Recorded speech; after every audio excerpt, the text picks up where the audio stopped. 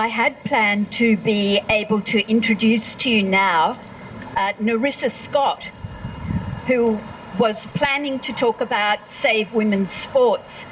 Nerissa is a former radio broadcaster and journalist, and she's part of the loose network around IWD Brisbane Meanjin, and she participates actively nationally with a number of radical feminist groups. However, Nerissa had a baby a week ago, a daughter, and so she decided to stay home with her daughter. We miss you, Nerissa, and we're looking forward to meeting your girl at some point. So instead, it's my very great pleasure to introduce to you another comrade sister who will speak Nerissa's speech. Kath Deves is from Sydney. She's a recent law graduate and paralegal, and she'll be admitted as a solicitor by the New South Wales Supreme Court next week. And boy, do we need more feminist lawyers. Kath co-founded Save Women's Sports Australasia, and they have a really good Facebook page, with a group of women in New Zealand last year when it became apparent that women's sports in both countries were under threat in similar ways. Kath chooses to openly fight this battle to defend the lawful sex-based rights of her 3 little girls and all women everywhere. Thanks, Kath.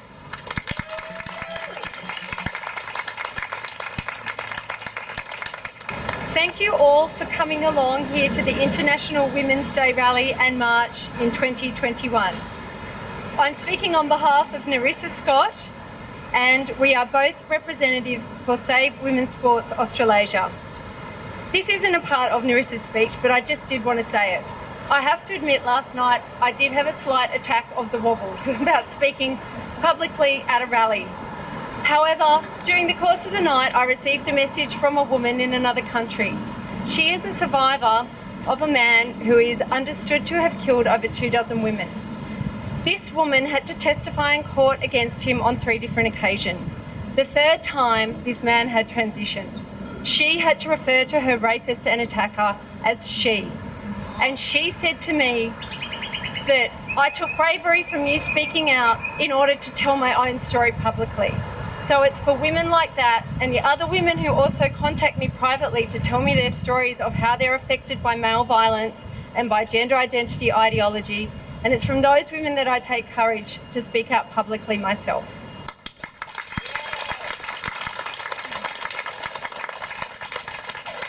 So we're a non-partisan grassroots group which is part of an international coalition of women's organisations, athletes and supporters of women in sport who assert that male athletes should not compete in female sports.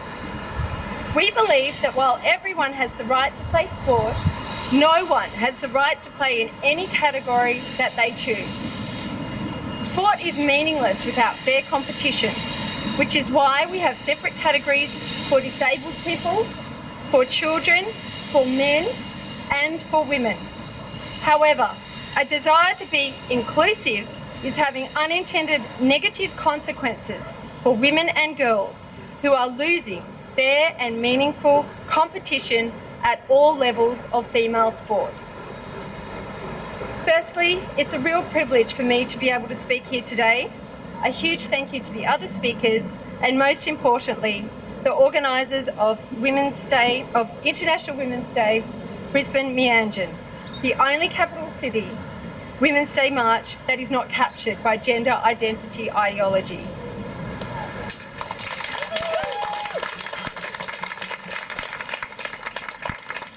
A woman is an adult human female, not an identity, not a label, not a costume, and not an idea in a man's head.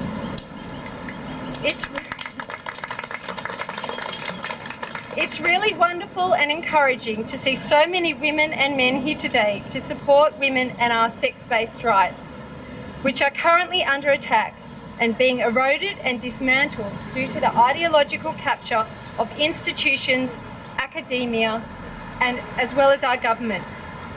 We are seeing this in legislation here in Australia and across the Western world, with gender identity being at direct odds with women's sex-based rights, being enshrined and protected in law. Save Women's Sports Australasia was formed by a group of volunteers in order to defend and protect women's rights to fairness and safety in sports.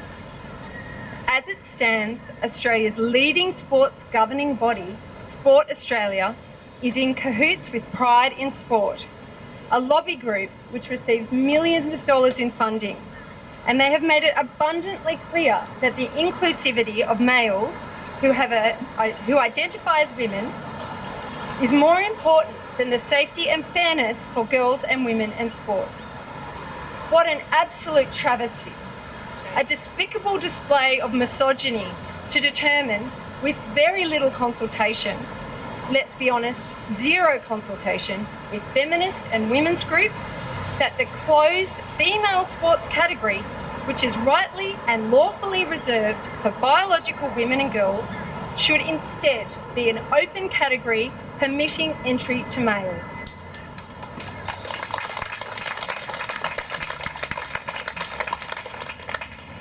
Despite plenty of evidence that males retain a biological advantage, even with testosterone suppression, Australia's peak sporting body has elected to ignore the risks to females and instead has adopted a dangerous and downright insulting inclusivity policy which prioritised the feelings of an apparently small minority at the expense of women and girls who make up over 50% of the population.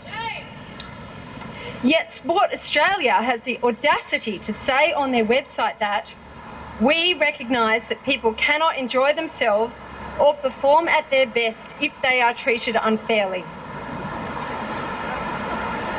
For your information, at community level, Aussie rules football, for instance, under the new gender diversity in guidelines, a male can simply declare a trans or non-binary identity, undertake no testosterone testing or suppression, and in doing so, gain access to the women's team, their change rooms and bathrooms facilities along with it. Too bad for any woman or girl who objects. Their feelings, our feelings, are not important. Don't be transphobic. Stop being a bigot. The AFL states in their gender diversity policy that it is their view that in community football, considerations of social inclusion have greater priority than concerns that may exist with respect to competitive advantage in relation to the participation of gender diverse players. That is a direct quote. In community football, considerations of social inclusion have greater priority than concerns that may exist with respect to competitive advantage in relation to the participation of gender diverse players. So basically, screw women and girls who rightfully have an issue with the blatant unfairness of having to compete with males. Your concerns are not considered valid. Your rights are being denied.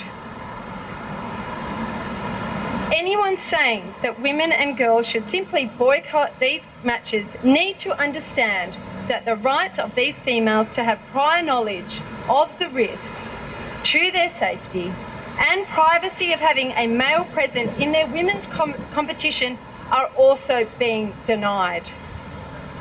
The AFL gender diversity policy states, self-identification of a person's gender identity is sufficient for a person's participation in a community football competition that accords with that person's gender identity.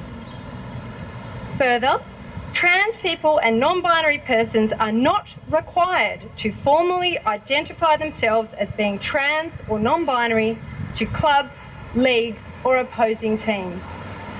So breaking that down, female teammates, coaches, opposing teams of women and girls, and parents will not be made aware of the presence of a male-bodied person in community Aussie rules. In this example, by allowing males to play in the Women's League and use the female facilities, the AFL is increasing female player risk of injury, which will result in a reduction of female participation. We know that there are a great many benefits to women and girls from sports participation, from mental well-being and positive effects on self-esteem and motivation, just to name a few. Why is female retention and participation in sport not considered important or valuable? We are already here in Australia being contacted by female athletes and their parents who are unfairly having to compete against males, and as a result are being denied podium finishes, records, and being able to advance to the next level of sport. They are being denied a fair and safe competition, and it has far-reaching negative impacts. Women worldwide are speaking out against this injustice, as well as the many other ways in which gender identity ideology clashes with women's rights. And in doing so, we are being threatened with violence of death and rape, being doxxed, losing employment, being cancelled, labelled hateful bigots and TERFs, being no-platformed and therefore totally silenced, simply for acknowledging and asserting the biological reality that females are indeed different to males, and as a result, for instance, we need a female-only category in sport for fairness and safety. Why is inclusion, or social inclusion, being placed above the right of female athletes to a level playing field, a fair competition, and our right to safety and privacy? Sport is completely meaningless without fair competition. It's so obvious that this is true. How can males and their supporters even celebrate a victory or win over female athletes when we all know that the odds were always stacked against women and girls and the competition is inherently unfair? A male who enjoys the biological advantages produced as a result of having stronger bones, larger lung capacity, larger feet and hands, broader shoulders, on average nearly 70% more upper body muscle strength, greater amount of fast twitch muscle fibres resulting in more explosive power, higher hemoglobin levels which oxygenates muscles more quickly and efficiently, larger skeletal structure, larger hearts, and not to mention World Rugby's findings that there is a conservatively estimated 20 to 30% increase in injury risk when typical male-bodied and female-bodied players are involved in tackles. Even a mediocre male athlete will obviously and easily defeat a female competitor, annihilate her even, and risk her safety too if it's contact sport. What sort of victory is that anyway? Consider the likes of 43-year-old Gavin Hubbard, who now identifies as Laurel. He's the son of former Auckland Mayor and New Zealand millionaire who is blitzing the field in women's weightlifting. So far, claiming 4 women's titles and lifting 19 kilos more than the second-placed female at the Australian International in 2018. Why would we celebrate the theft of a gold medal from a young Samoan woman by a rich, middle-aged, politically connected white man?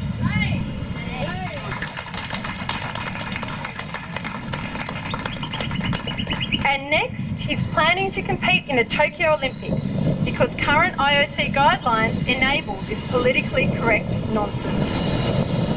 Not only are these policies grossly unfair for women and girls, but they also blatantly ignore Australia's existing sex-based protections, such as is found in the Sex Discrimination Act, as well as in the Convention for the Elimination of All Forms of Discrimination Against Women, an international convention to which Australia is a signatory.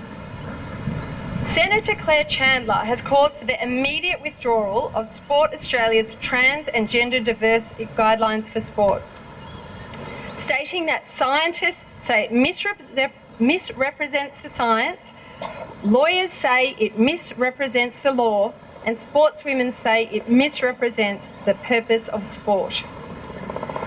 Sport should be categorised on biological sex, not some ideological, intangible gender identity.